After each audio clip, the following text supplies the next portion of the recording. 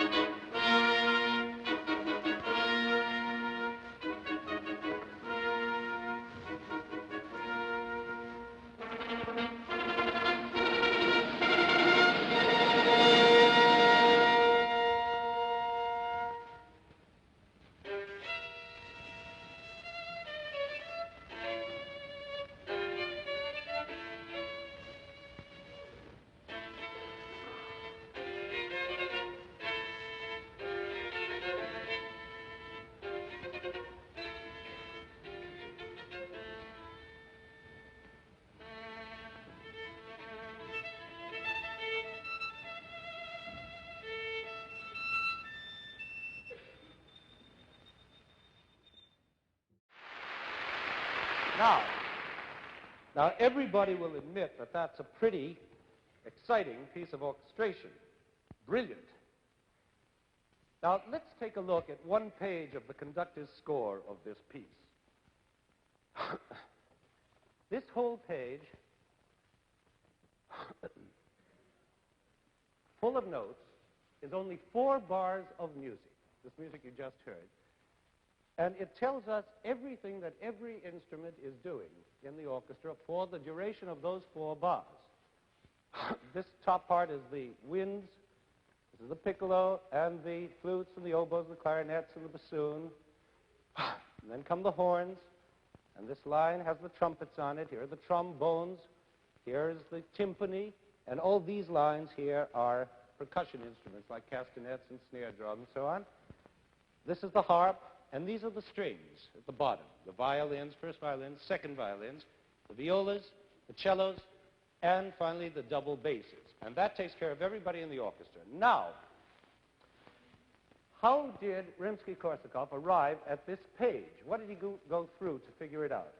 Well, to begin with, the music that he had in his head was made up of 4 different ideas. First of all, he had a big tune that went, and then he had another little tune that goes along with it. Then he has a Spanish rhythm, which is in the accompaniment. Then he has another Spanish rhythm at the same time in the accompaniment. Now, 4 different ideas. Now he was faced with the job of writing all that down for these 100-odd people to play in such a way that all 4 ideas would mesh together, strong and clear and exciting. And so he distributed the 4 ideas to the orchestra this way. He gave the big tune to the trombones here. Then he gave the other tune to the violins down here. Pardon my terrible voice, I can't sing in tune. la-da-da-da-da-da. Then he gave the first of those two Spanish rhythms, divided between the woodwinds and the horns.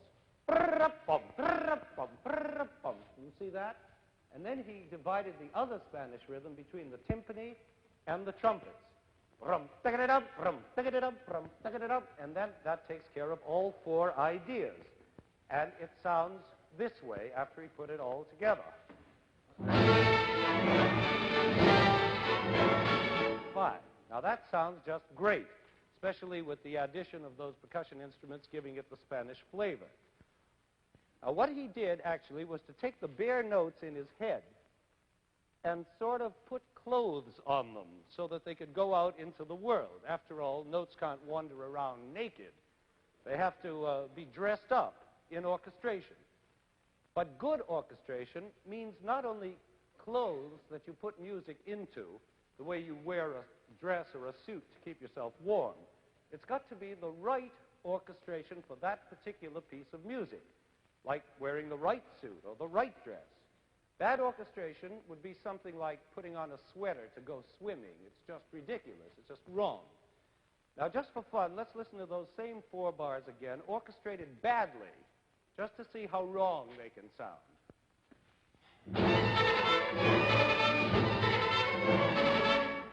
You see how terrible that is? You can't hear the tune, the rhythms are too loud, and it all sounds clumsy and thick and not at all Spanish. So remember, what good orchestration means is orchestration that's exactly right for that music, and it lets the music be heard in the clearest and most effective way.